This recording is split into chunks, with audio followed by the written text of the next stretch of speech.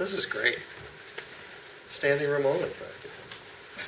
I think that's a testament to the quality of our two panelists here, and I hope I can live up to their standard. Thanks very much for coming today. I'm going to talk about some of the situations that I've run into in cogen systems in the field.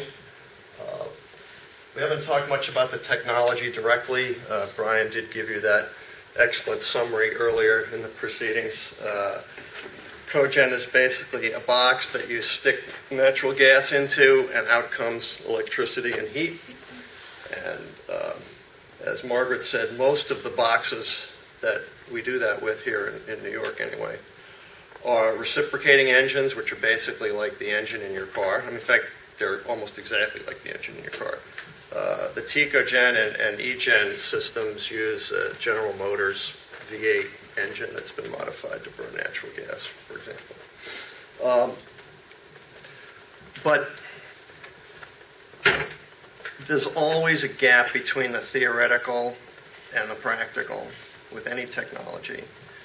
And there have been a lot of systems installed in the New York City area. Some of them have been very, very successful. Others have not. And so I want to talk about how you can make it more likely that your system will be one of the successful ones if you decide to bring it into your building. One of the things about cogen, whether it's reciprocating, microturbine, fuel cell, whatever, is that it's very expensive. You're looking at anywhere from, I don't know, 4,000 to 10,000 per kW installed. So even a small system like 50 kW, let's see, what's that? 50 times 5,000, 250K. That's a chunk of change. So, for most people anyway. And so, if you're going to spend that level of dollars, you really want to have a level of confidence that it's going to do what you expect it to do. So let me see what I got here. Just to redo the definition a little bit quickly, it's the simultaneous production of two or more useful forms of energy. The example I like to give that most people are familiar with, if you've ever driven in a car, most of you have driven in a car, in the wintertime, the main purpose of the engine is to provide propulsive force to move forward, but then you take the waste heat and you heat up the inside of the passenger compartment. So that's what cogen is. It's taking something that would normally get thrown away and using it for something useful so that you can improve the overall energy efficiency of the system.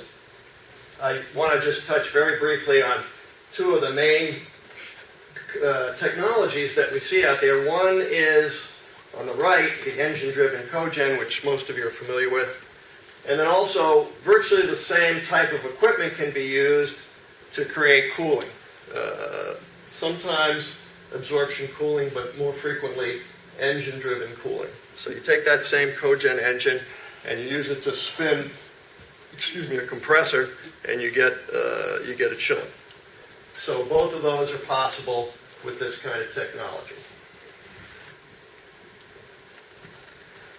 And the types that we see the most frequently are the reciprocating engines, the microturbines, and the fuel cells.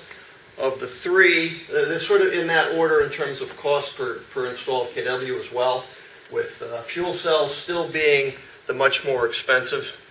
Maybe this Bloom Energy thing will reverse that, but I haven't been able to really find much in the way of actual installed cost info about that. So we'll see what happens with that. You see that the overall efficiency is roughly the same, and the electrical efficiency, this is about right. Fuel cell you can get a little bit better, but the stuff is very expensive, so you don't see too much of it yet.